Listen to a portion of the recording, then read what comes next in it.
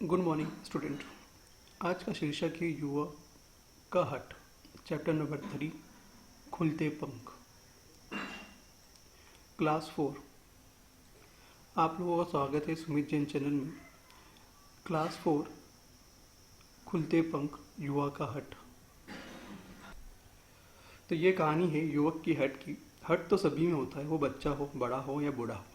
हट हर हर युवा वर्ग में होता है, बट ये हर युवा वर्ग में अपने अपने हिसाब से होता है।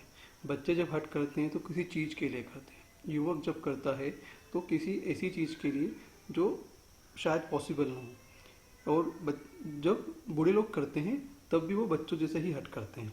तो ये कहानी है एक युवक की जो हट करता है और वो देशभक्ति के प्रति हट करता है। कुछ हट होते हैं हानिकारक और कुछ हट होते हैं बहुत अच्छे। तो इसमें जो युवक है का जो हट है बहुत ही प्रेरणादायक हट है, और जिसकी वजह से अंग्रेज भी उस हट की वजह से झुके हैं। बच्चों की बात की जाए कि हिम्मत, साहस और दृढ़ निश्चय से आदमी कुछ भी कर सकता है। इन्हीं गुणों के बल पर अनेक भारतीय सेनानियों ने अंग्रेजियों को झुकने के लिए मजबूर कर दिया। आओ ऐसे ही एक देशभक्त के बारे में पढ़ते हैं यहाँ पे। तो उन दिनों जो युवक का हट, चैप्टर नंबर 3। उन दिनों भारत पर अंग्रेजों का राज्य था। देश आज़ादी के लिए संघर्ष कर रहा था। अंग्रेज भारतीयों को अपने से नीचे समझते थे और उनकी कोई भी इज्जत नहीं करते थे। एक दिन यात्रियों से खचाखच भरी एक रेलगाड़ी कानपुर स्टेशन पर खड़ी थी। गर्मी और धक्का मुक्की के कारण यात्रियों को बुरा हाल था। लोग रेलगाड़ी के छत पर भी सवार थे। उसी समय खादी का कुर्ता पहने एक नवयुवक वहाँ आया। लोगों की दुर्दशा देखकर वह सीधा स्टेशन मास्टर के पास गया और प्रार्थना की कि यात्रियों की सुविधाओं के लिए गाड़ी में और डिब्बे लगा दिए जाएं। तो स्टेशन मास्टर ने साधारण से दिखने वाले इस युवक को डांटकर भगा दिया। युवक का क्रोध आ गया। उसने यात्रियों को संबोधित करते हुए कहा, आप सबने पैसा खर्च करके टिकट लिया है। रेलगाड़ी में बैठने की सुविधा करना रेल विभाग की जिम्मेदारी है। आप सब मेरे साथ चलिए। अब युवक यात्रियों की भीड़ को लेकर फिर स्टेशन मास्टर के पास गया और कहा, आप कृपया रेलगाड़ी में और डिब्बे जोड़ें। तो आप देख सकते हैं इस इमेज में कि एक युवक है जो कि रेल मास्टर के पास अपनी बात को रख रहा है, पर रेल मास्टर उसकी बात को नहीं समझ रहा है और उसको वहाँ से भगा देता है। पर स्टेशन मास्टर ने उसकी बात पर कोई ध्यान न देते हुए गाड़ी को चलने का संकेत दे दिया। इंजन ने जैसे ही सीटी बजाई, वो युवक दौड़कर रेल के इंजन के सामने जा खड़ा हुआ और जोर जोर से बोलने लगा, यदि कोई गाड़ी बिना और डिब्बे जोड़े आगे चढ़ी तो इसे मेरे ऊपर से गुजरना होगा। नवयुवक ने हट के आगे स्टेशन मास्टर को झुकना पड़ा और गाड़ी में दूसरे डिब्बे जोड़ दिए गए।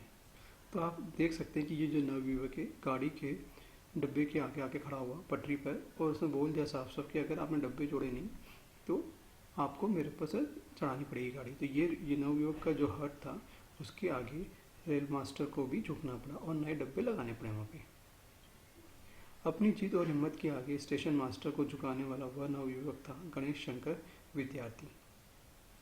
गरीब परिवार में जन्मे होने के कारण गणेश शंकर उच्च शिक्षा प्राप्त न कर सके, परंतु प्रारंभ से ही उनकी रुचि लेखन में थी। बड़े बड़े विद्वान भी उनकी लेखनी का लोहा मानते थे।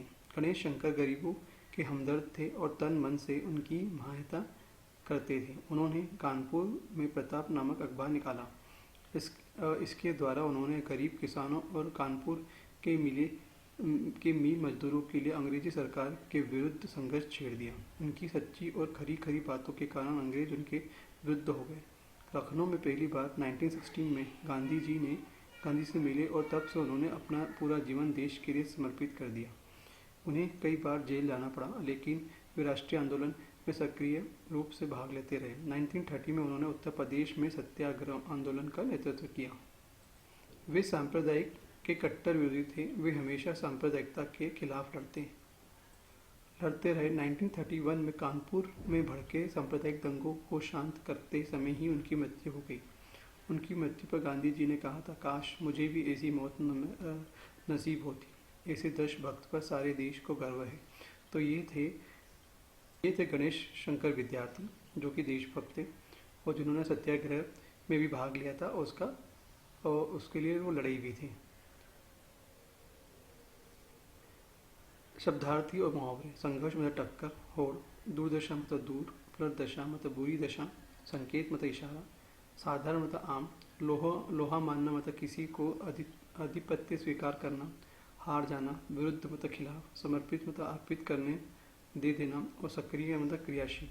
सांप्रदायिकता मतलब संप्रदाय के आधार पर मनमुटाव और झगड़े, कट्टर और कड़े और हटी।